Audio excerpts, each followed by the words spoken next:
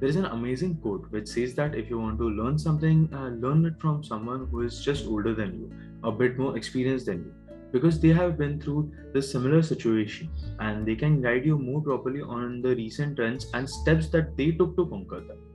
Today, we have Mariana Kobayashi. She is someone who started earning at the age of 10. She ran her very first business at the age of 14. Currently, she is involved in two startups, Serve the Job and Ready to Start, about which you will get to know in the video. She shares with us what her entrepreneurial journey has been, what is her driving force, how to finance your startup. She recommends various books, YouTube channels, and many other things to follow. So stay tuned because this is going to be a jam-packed session with whole lot of information. I promise you'll have a lot of fun, and with that, enjoy the video. Hey Mariana, how are you? Hi, I'm doing great. It's such a nice day. I just came from a run, so I'm a bit red. So it's Sunday and everything is great. How are you? We are fine. It's good to have you over here. It's my pleasure to be here. Before we start with the discussion, could you please tell us about your hobbies, your goals, and ambitions for the future? Of course. So I was trying to tell you bits about my story. So basically, I've always been involved in the entrepreneurship world, just doing small things. I did a rather more successful, but still small thing when I was 14, which was this small business of pancakes. And that's when I realized I wanted to go to business school. So I went to business school, but I was still pretty lost because there's so many paths that you can go to. So I decided to take a gap year upon graduation. I did several internships and realized that I do really like the tech world because it has a more entrepreneurial kind of mindset. So I would like to have a 9 to 5 in the tech firm, plus have side hustles. So I've started a lot of side hustles along the years. And this year I started one because with one of my best friends, because we want to increase the opportunities available in Portugal. So we're connecting students with the job markets. So basically that's a bit of what we're doing. And I'm mostly involved with a lot of initiatives surrounding students because that's my goal for now and that's my goal for the future.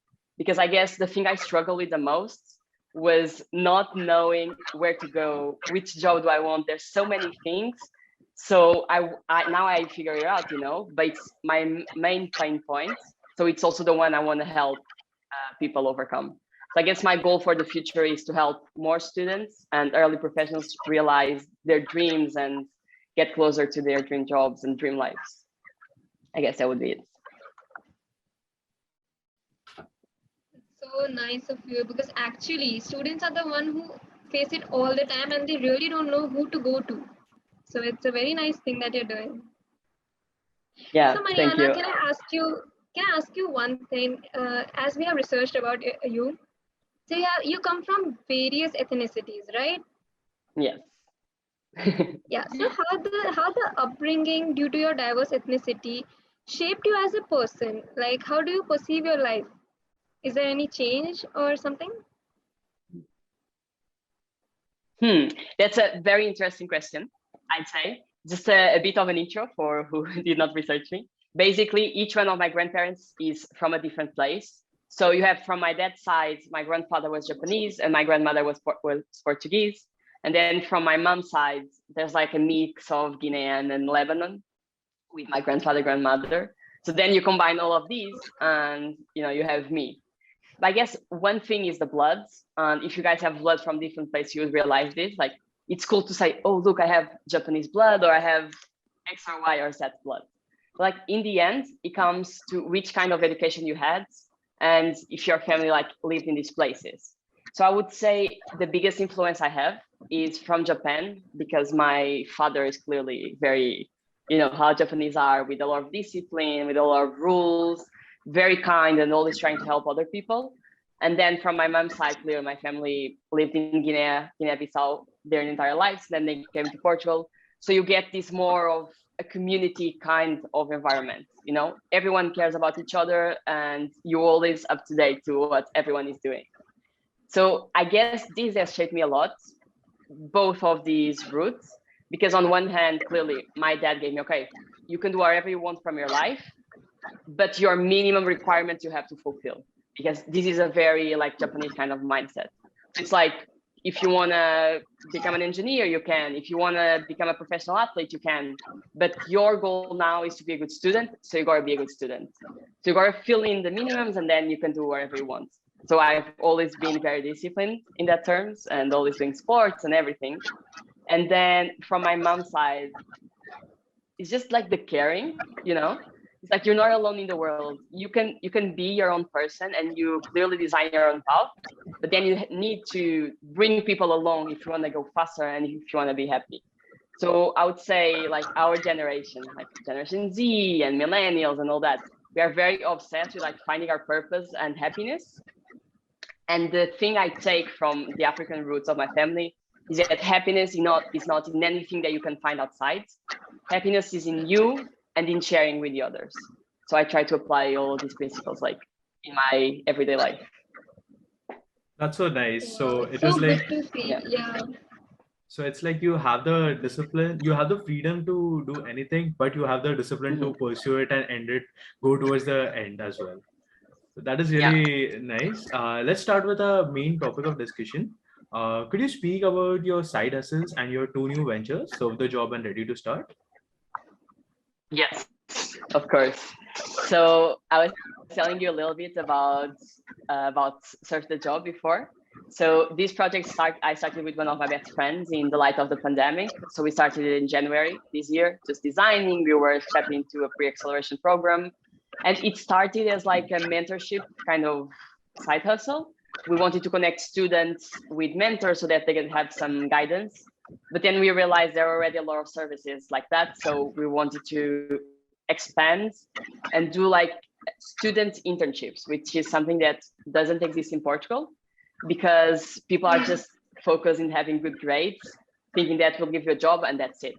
So we realized that for people to understand what they actually want to do from their lives, they need to have experience while they are studying, because it's not your marketing class that's going to tell you, oh, I want to be a marketer, you know, you actually need to do it. So we started doing partnerships with startups, because that's where you can have the most experience, you know, because you actually have hands-on job. And now we are like kind of this marketplace that we centralize all opportunities existence between students and startups. So most of the pain point is like you trying to figure out your life, I'd say. Then Ready to Start, it's sorry. Yeah, continue, please continue. Yeah, I was gonna say, because you asked about Ready to Start, that's not my own project. That's someone else. They invited me to join as a co-founder. So until December, I'm helping just validate the business model and see if it's good to launch or not. It's really fun, because if I would be divided between like two pain points I want to solve, is people not starting their own side hustles, you know, because they don't know how to, because they don't have the skills, because they are scared. So many things why people don't start, which I think is so good, because it gives you like a feeling of purpose. And on the other hand would be solving students' problems and what to do with my life, you know. So those are the two for now. Could you elaborate on the vision for both of these? Like, where do you see these companies in next 1 year or next 5 years? Okay, so with Ready to Start, I'm joining until December to validate the business model.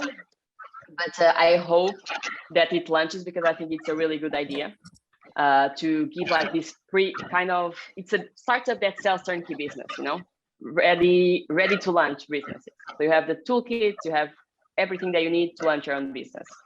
And I think there's a lot of risk aversion, especially on older generations, you know, like to start their own thing. They always wanted to start their own thing, but they never knew how to. So they just stick to their day jobs.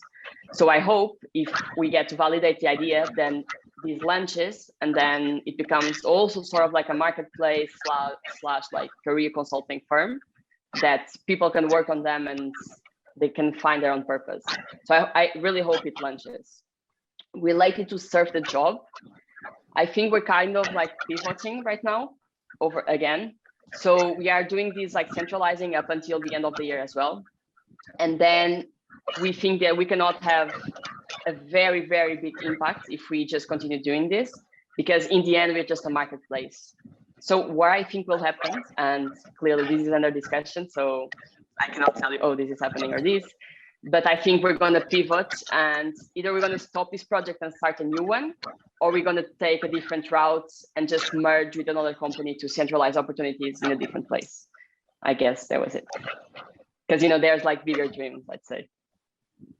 Always pursuing I new think we experiences. all would agree. Yeah, I think we all would agree this is a very unique idea to do, and it would be really helpful for the people out there. So it's really amazing. So I think your journey indeed has been inspiring till now, and always will wish you luck for the future as well. I hope ready to start, and not just ready to start, and for all your future projects. But what's the first step that you want to do if you want to start a startup? Like, is there a step-by-step guide that you need to follow, or just following your instincts? Okay, so I would say that's a very good question, and there's no clear answer for that. I will try to go around it because I think you gave me like the two sides of the spectrum, and I think the answer will lie somewhere like in between, you know. There's no step to step. I mean, there probably is. You can read the Lean Startup, you can read like the Blue Ocean, you can read all these books, like 12 steps to raise a startup. But then in the end, a startup is something that is so undefined and so unclear. Like anything can happen along the way, you know, that you can follow a guide. Sure, if you don't know what you're doing, you can follow this guide, like try to do some steps. But then there's a lot of things that you will need to do outside of the script that you need to have the capability to adapt yourself and just search for different things. Imagine like you're in the phase of like fundraising, but you're like, okay, where do I want this to go to? So I think it's something that you need to continue to validate and to iterate constantly so that you realize where are you going, how fast, with who, in which direction, and does this make sense at the point I'm right now? Because I feel like sometimes we do fall in love with the idea of what we want our startup to be, then we cannot move and the thing doesn't work, and that's why most startups fail. But I'm saying this, and I wouldn't say, I think it's an offense to real entrepreneurs to say that I'm an entrepreneur. I think I have the entrepreneur mindset, and I did build a lot of side hustles, but I never got to the phase where I like raised, like, you know, I don't know, like raise a fundraising like wave or something like that. So I think I'm still figuring out things as we go. But I would never, me personally, I like to have a guide, but I think you need to be flexible to look at the guide and say like, does this make sense or not, you know, and adapt accordingly. So I would say it's like this. But at the same time, just answering your question, again, just adding another thing, I think before you, because I spent all my years of college trying to learn, like reading books, asking professors, meeting entrepreneurs, even meeting consultants and people from another path before I started, you know, I only started after college. And if I would be me giving advice to myself before, I would say, stop studying so much, stop like learning so much, and just do and learn from your own failures and from the progress. So just start, you know? I think that's the best way to do it. Just learn it, or what it comes, just take it, right? Exactly. Always a mentor is very important, but when you start doing it yourself and fail and learn is a greater opportunity. You have an experience in entrepreneurial life since you were 14, which is quite admirable. But do you think it has taken an effect on your work-life balance or mental health? That's a good question. So I think from a very young age, it was just something I did for fun. Honestly, I never thought like, oh my God, I'm going to build this company. Oh my God. No, I was just like, I got to this island, you know, I want to get in the middle of the night and I want to have a pancake. There's no one doing it. I love pancakes. I love like pancakes with Nutella. So if there's no one doing that, then it means there's an opportunity for me to do it. So I would do it. And then I started like hiring people and did partnerships, but it was all flowing so much. It was so smooth, the process. They never affected my mental health because it was just something I did for fun and not thinking I need to grow, I need to be bigger. What about the numbers? What about KPIs? There was nothing defined. It was very informal. So it was just like you go play soccer, you know, I would build these side hustles. So before not, like recently, I think it shifted a bit because in the projects I'm currently at, I'm very invested and there's a lot of KPIs. So you always like trying to do more and be more. And I think that's something I've learned how to do as well, to shut off your brain. I think that's really a good capability to have. Because if you're always invested, like I would go to bed and I would still be having like ideas of things I could do and other projects and things. And that doesn't let you shut off, and you need like to sleep and you need to be able to restore your brain. So started affecting me a bit like lately, but now it's better because I think you need to have a clear balance of what you want your life to look like. And for me, balance is not just working. Like I love working and I love to love the work I do, but it can't be just that. So you need to say like, okay, it's like 6 p.m. or 7 p.m. I shut off my brain and I go just enjoy. And tomorrow there's again, like you need to like, especially when you're an entrepreneur and everything's like, hey, if I want, I can work all day, because there's no clear hour of like, you finish at 5 and you shut off your computer, you know, your brain still continues to work. So you gotta force yourself to like shut off. Right. It's not a 9 to 5 job after all. Yeah. It's an all-day thing. Okay, so just like you said, that your love for pancakes was the thing that was your driving force, right? If I may say, for starting up the business, right? So yeah, it was other like, than that, yeah. Sorry. Please continue. Go ahead. Okay, so just like that, for that business, I would take it that. But for in general, in your life, what's your driving force? What's that thing, you know, that you wake up every day to do? Like, yay, I would do this today. That's a quite a funny question. Yeah, so it was obviously my love for pancakes, but I guess it's like now that I look back, I realize that I just love creating things and selling things. So these two together, because I've been selling things ever since I was 10, you know, like did e-commerce stores, and like there were people coming to my house. My parents were like, what are you doing? I'm like, I'm selling stuff, like, you know, you never use these, so I can sell it. So I think it was the interaction with people was always like, I love creating. I love having the capability and the creative mindset to create businesses and to do things. And obviously it was my love for pancakes, but it was also because I wanted to create something. And why did I want to create something? It was for me, you know, because it gives me a purpose, but it was in the interaction with people. So I would say, actually I answered these in like an interview the other day as well. And I think my driving force is people in general, because you need to find your own why, like your own purpose. And everything I do, it clearly, because now more recently it's even higher, because I feel something, you know. For example, I felt very lost. I didn't have a career direction, and I felt like anxiety and all these things. So then when I figure out what I wanted to do, I realized, okay, what were the steps I took to get there? Because now I'm feeling good, but I knew how I was feeling before. And I know there are so many people feeling like this. And knowing where I was and where I was feeling, I wouldn't want anyone to go through it. You know, so in the end, it goes about how can I make the community better? How can I help people, knowing where I've been through and what I've done to get to the place I am? I want to help people go to the same path. If I could make one person like happy every day, that would make me I'd say. Oh, it's such a good attitude, really. Yeah, that's an amazing thought. Like making one person happy every day will make the world better. If everyone follows this, it will make the world better. Everyone looks at an entrepreneurial life and they see the rewards are extremely good, the money is extremely good. Mm-hmm. But what is the other side that people don't know about? And because we only hear about the success stories. Have you ever seen some or experienced something which people don't know about? Yeah, that's a very good question, and I think that's something that most people don't realize. And I think there's a quote that actually tells that message, which is, "There's no overnight success. You just were not paying attention before. So there's no overnight success. You were just not paying attention. You know, things happen and life moves. And even the most successful entrepreneurs, like Steve Jobs, he didn't know what he was doing.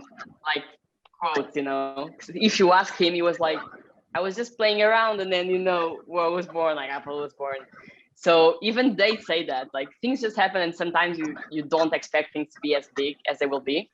But I think the entrepreneurial journal is so ambiguous that you need to be a person that thrives in ambiguity and really has like your base, which should be your mental health taken care of before you go into the entrepreneurial life.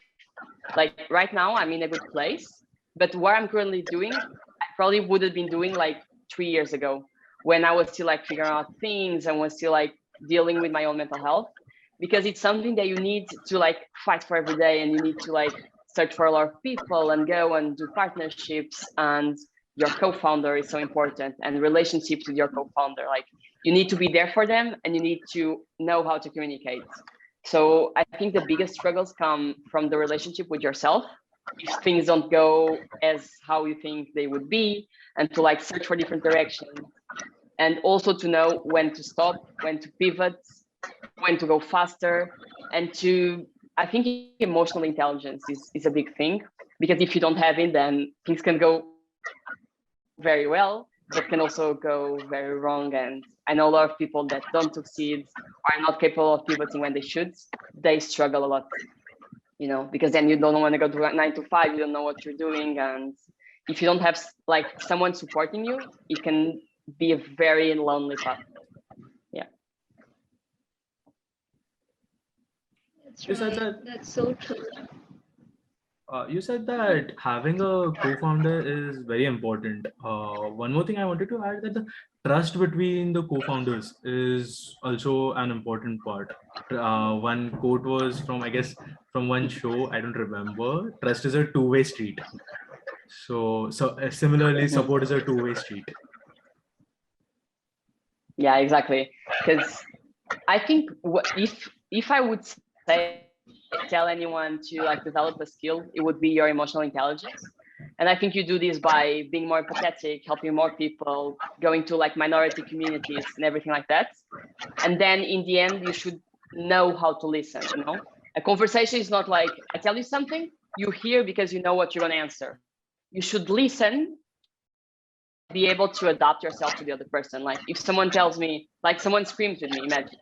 Sometimes your mom screams with you because she's mad, but she's not mad with you. Like something happened in her day, so she screams with you. No, she screams at you.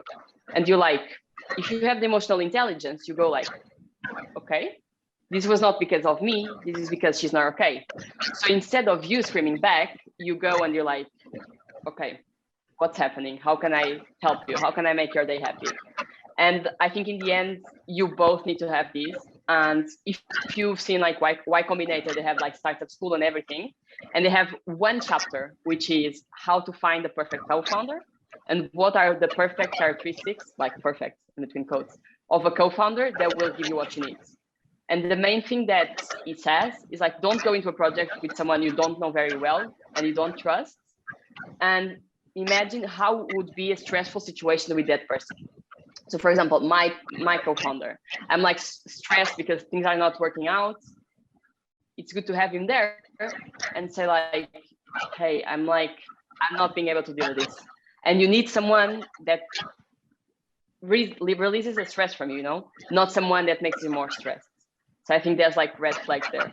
So the way you find it, I think for me would be do small projects with people and try to validate how you feel working with that person from a human perspective and not just you know, working wise. It's very important. Co-founders are also one of the reasons most startups like fail, because you didn't find the right co-founder. Right. Because after all, it's not just the professional thing. It all comes down to the fact that at the end of the day, we are just humans. We have emotions. So we need that support also. Yeah.